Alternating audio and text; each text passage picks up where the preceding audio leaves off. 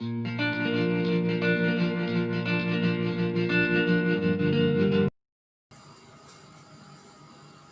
Students, yes I hope last chapter cell समझ में आ गया सबको, उसमें कोई दिक्कत नहीं है। आज हम उसका नेक्स्ट टॉपिक पढ़ रहे हैं, नेक्स्ट चैप्टर ले रहे हैं हम टिश्यू। सेल चैप्टर में हमने देखा था कि जो ऑर्गेनिजम्स होते हैं उसको हमने टू टाइप से डिवाइड किया था नंबर ऑफ सेल के बेस पे, unicellular and multi cellular. Unicellular के अंदर जो भी सारा फंक्शन होता है, जो सारा काम होता है, वो सिर्फ एक सेल पे डिपेंड करता है, मतलब सारा का सारा लोड एक ही पे। उसी तरह से जो मल्टी सेलुलर होते हैं उसमें डिवीजन ऑफ लेबर मिलता है। डिवीजन ऑफ लेबर मतलब काम बांट दिया जाता है। तो ये टिश्यू उसी के हिसाब से है कि डिवीजन ऑफ लेबर अच्छे से हो सके। तो टिश्यू क्या है? ऐसी सेल्स का ग्रुप जो क्या परफॉर्म करता है, सेम फंक्शंस परफॉर्म करते हैं और इनका बेसिक स्ट्रक्चर सेम होता है। तो first of all tissue, tissue किसको कहते हैं?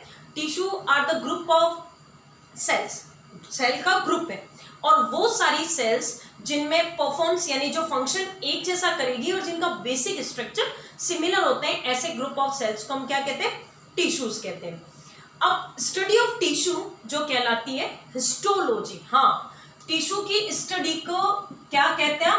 हिस्टोलॉजी कहते हैं। और भाई सेल की स्टडी को क्या कहते हैं? साइटोलॉजी। तो हिस्टोलॉजी कहा जाता है, यानी साइंस की वो ब्रांच जिसमें टिश्यू के बारे में स्टडी की जाती है उसको हम हिस्टोलॉजी कहते हैं। तो टिश्यू जैसे समझ में आ गया होगा आपको कि एकदम ग्रुप ऑफ सेल्स। अब जो टिश्यू है इनकी जरूरत कैसे पड़ी, क्या इंपॉर्टेंस है इनकी? तो सबसे पहला इंपॉर्टेंस कि इनका वर्कलोड, एक सेल पे जो वर्कलोड है उसको कम कर देते हैं टिश्यूज। तो डिवीजन ऑफ लेबर लेके आए ये, they brought division of labour है। ये डिवीजन ऑफ लेबर किसी भी ऑर्गेनिज्म में टिश्यू की वजह से मिलता है। उसके बाद जो टिश्यू है, टिश्यू के ग्रुप को हम क्या कहते हैं? ऑर्गन, ऑर्गन से बनता है, ऑर्गन सिस्टम बनता है। तो आप यहाँ देखिए कि एक ऑर्गेनाइजेशन मिल रहा है और जितना हायर ऑर्गेनाइजेशन होगा उतनी ही एफिशिएंसी हायर होगी और किसी भी हायर ऑर्गेनिज्म में सरवाइव करने की कैपेसिटी बढ़ जाएगी, जो कि सबसे ज्यादा एसेंशियल है। यानी ये सरवाइव करने में भी एक तरह से हेल्प करते हैं। अब अगर हम लिविंग ऑर्गेनिज्म की बात करें तो जनरली हम टू पार्ट्स में ऑर्गेनिज्म को डिवाइड कर सकते हैं, heterotrophic and autotrophic, that means plants and animals. क्या इनमें सेल एक जैसे होते हैं? नहीं, इनमें सेल भी एक जैसे नहीं होती और टिश्यूज भी एक जैसे नहीं होते। जो प्लांट सेल्स होते हैं, प्लांट आपने देखा होगा कि जो प्लांट्स हैं उनका जो मोड ऑफ न्यूट्रिशन होता है वो ऑटोट्रॉपिक्स होता है, यानी वो अपना खाना खुद बनाते हैं। अपना खाना खुद बनाते हैं, एक जगह से दूसरी जगह नहीं जाते हैं, वो एनर्जी को स्टोर करके रखते हैं। तो उनको कोई एक्स्ट्रा एनर्जी की जरूरत नहीं पड़ती है किसी भी सेल के थ्रू। तो प्लांट के अंदर जो जनरली सेल होते हैं वो उनको स्ट्रेंथ देने के लिए, क्योंकि वो एक जगह खड़े रहते हैं तो उनको स्टेबिलिटी देने के लिए, मैकेनिकल सपोर्ट देने के लिए होते हैं। तो ये सेल्स डेड भी हो सकती है, डेड देखो आप, थोड़ी सी स्ट्रेंथ, ठीक है। तो प्लांट्स के अंदर जो टिश्यूज होते हैं वो जनरली डेड सेल से मिलकर बनते हैं और उनका जो मेन मोटिव होता है वो क्या होता है? उनको मैकेनिकल सपोर्ट देना।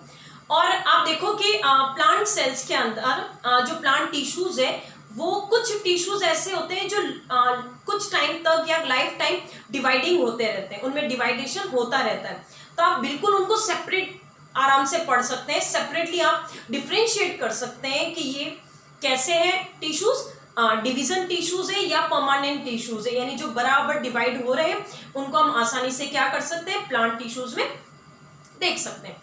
जबकि एनिमल टिश्यूज को एक जगह से दूसरी, खुद खाना नहीं बनाते, जब खाना नहीं बनाएंगे तो अपने खाने के लिए क्या करना पड़ेगा? एक जगह से दूसरी जगह जाना पड़ेगा, और जाने के लिए क्या चाहिए?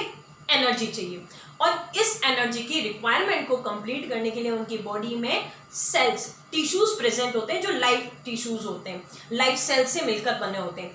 और इस जो एनिमल्स टिश्यूज होते हैं उनका आप डिफ्रेंशिएट भी नहीं कर सकते, डिवाइडिंग टिश्यू इजीली डिफ्रेंशिएट नहीं कर सकते हम डिवाइडिंग ऑफ परमानेंट टिश्यूज में।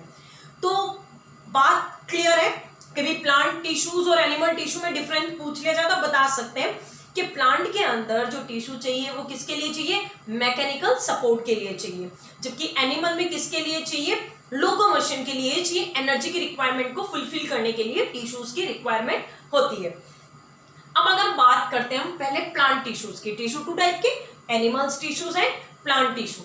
उसमें भी पहले हम पढ़ेंगे प्लांट टिश्यू। जो प्लांट टिश्यू होते हैं वो फर्दर डिवाइड होते हैं। अभी हमने कहा था कि कुछ टिश्यूज होते हैं वो डिवाइडिंग होते रहते हैं, तो जो डिवाइडिंग टिश्यूज होते हैं उनका नाम है मेरास्टमेटिक टिश्यू। ये टिश्यू कैसे होते हैं भाई, डिवाइडिंग होते हैं, यानी इनमें बराबर डिवाइड होता रहता है, ग्रोथ के लिए रिस्पॉन्सिबल होते हैं। और एक होता है परमानेंट, दूसरा टिश्यूज है परमानेंट टिश्यूज। अब इनको फर्दर डिवाइड किया गया है। मेरास्मेटिक टिश्यूज को फर्दर हम पढ़ सकते हैं एपिकल टिश्यू, लेटरल टिश्यू और इंटरकैलरी टिश्यू। तो बात करते हैं मेरास्मेटिक टिश्यूज की।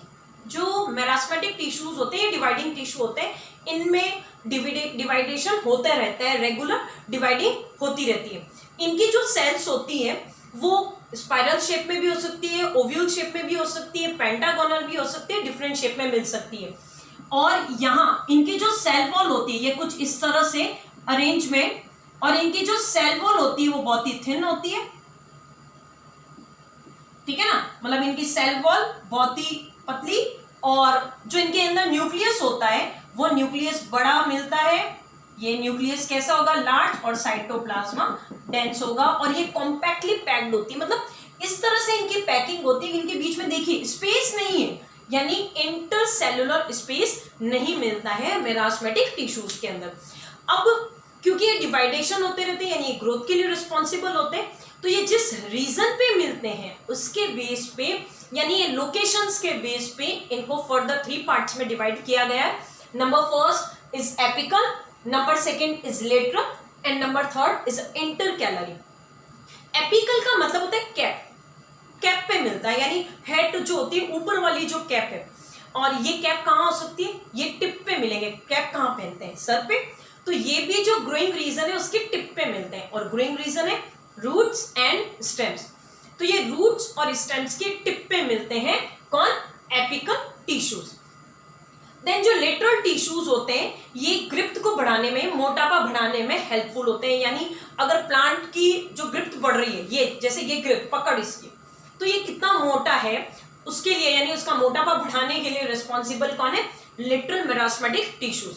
ये मिलती है बिलो द बार, और डाइकॉट्स की जो रूट्स होती है और स्टेम्स दोनों में ही मिलते हैं।